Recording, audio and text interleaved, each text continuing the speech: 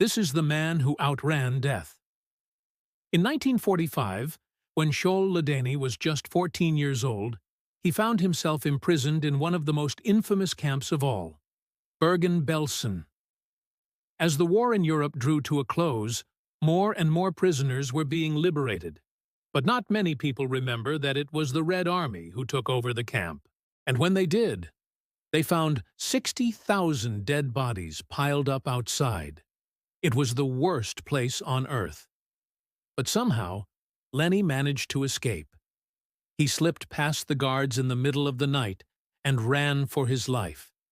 He didn't know where he was going, but he knew if he stayed in that camp, he wouldn't be alive for much longer.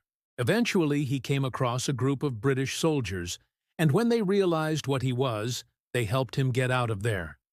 It's a miracle he survived, but his troubles were far from over because Ladany was Jewish. When he was just 18 months old, his parents had to send him away from them in order to save his life. They told him that they were sending him to a farm to live with some relatives, but really, they were giving him up so that he could be adopted by a non-Jewish family and live a normal life. He never saw them again.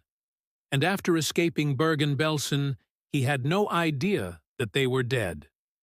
The only thing he had was his suitcase, which contained his parents' wedding photo and a Polish death certificate that said his mother died in Auschwitz.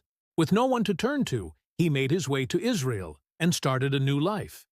He became a race walker, and in 1960, at the age of 39, he won the World Championship. But his moment of glory was short-lived, because 4 years later, tragedy struck again. In 1972, terrorists attacked the Israeli Olympic team at the Munich Olympics and murdered 11 athletes, including 2 of Lenny's best friends. Once again, he was surrounded by death, but he managed to survive by playing dead. He pretended to be a corpse for hours, while the terrorists held the rest of the team hostage.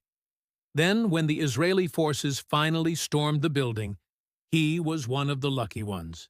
He went on to compete in the 1976 Montreal Olympics, but it was clear that he wasn't the same ever since those attacks. He knew that he'd been incredibly lucky to survive twice, first in the Holocaust and then in Munich. He was haunted by the faces of the friends that he'd lost, and he couldn't understand why he had been spared.